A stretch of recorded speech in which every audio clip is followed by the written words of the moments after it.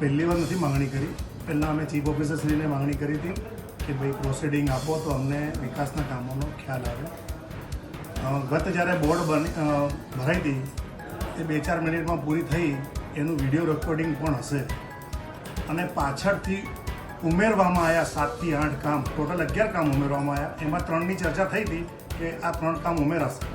જે 7 થી 8 કામ ઉમેરવામાં આવ્યા છે એમાં ચોક્કસ અમને શંકા છે કે એ જે 7 કામ ઉમેરવામાં આવ્યા છે એમાં કંઈક એવું છે કે પ્રજાના હિતમાં નથી, નગરપાલિકાના હિતમાં નથી, નગરપાલિકાને આર્થિક નુકસાન થાય એવી અમને શંકા એમાં છે. એટલે અમે ચીફ ઓફિસર પાસેથી આ માંગ્યું હતું, પણ 4 મહિના થઈ ગયા છે, હજી સુધી આપતા નથી.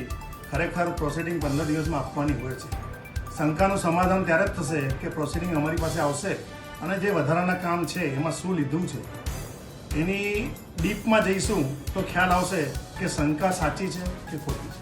અમારી પાસે તો પ્રોસિડિંગ આપી જ નથી હજી. અમને જે શંકા છે, જે વધારાના કામ ખરીદીના લીધા છે, જે સાધનો ખરીદી અને અમુક જે રોડના કામ છે એમાં અમને શંકા છે કે અધિકારીઓએ એમના વાળી કરી છે. સાધન સામગ્રીનો વિષય SBM સ્વચ્છ ભારત મિશન હેઠળ સરકારશ્રી જે તે સમયે અમને સાધન સામગ્રી સાફ સફાઈ માટે આપતી હોય છે. જેના અનુસંધાનમાં SBMનો વિષય આપ સૌને જાણમાં હશે. સરકારશ્રીનું પોર્ટલ આવે છે જેમ પોર્ટલ પર ઓફિશિયલી જે કંપની રજીસ્ટર થયેલી હોય એ જ કંપનીમાંથી અમને ખરીદી કરવાની હોય છે. એમનો ફિક્સ ભાવ હોય છે.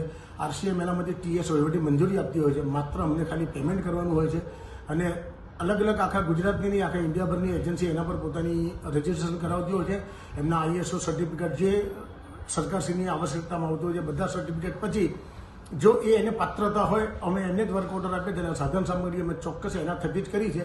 જેમ પોર્ટલ સિવાય કોઈ પણ અમે પ્રાઇવેટ પાર્ટી પાસેથી કોઈ જો કોઈ સાધનની ખરીદી કરી હોય તો અમે ગુનેગાર. જેમ પોર્ટલ પરથી સરકારે જે TS વહીવટી અમને આપી છે એનામાંથી જ અમે સાધનો લેવામાં આવ્યા છે. સ્થાનિક સ્વરાજ્યની સંસ્થામાં બોર્ડ મિટિંગ પૂરા થયા પછી પ્રોસિડિંગ હંમેશા ખુલ્લું રહેતું હોય છે.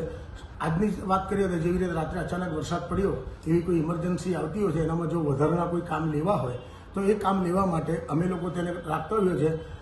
એ એમનો જે આક્ષેપ છે તદ્દન પાયા વિહોણો આક્ષેપ છે. કોઈ પણ ગેરરીતિ થઈ હોય તો તેમની પાસે RCM શહેરી વિકાસ મંત્રાલય કમિશનર બેનીવાલ છે, તેઓ એની પ્રક્રિયા કરે. મૌખિક આક્ષેપ કરવાના બદલે કાગળિયાથી સાબિત કરીને બતાવે. हमसे जुड़े रहने के लिए हमारे YouTube चैनल को सब्सक्राइब करें और नई वीडियो की नोटिफिकेशन के लिए बेल आइकॉन को दबाएं।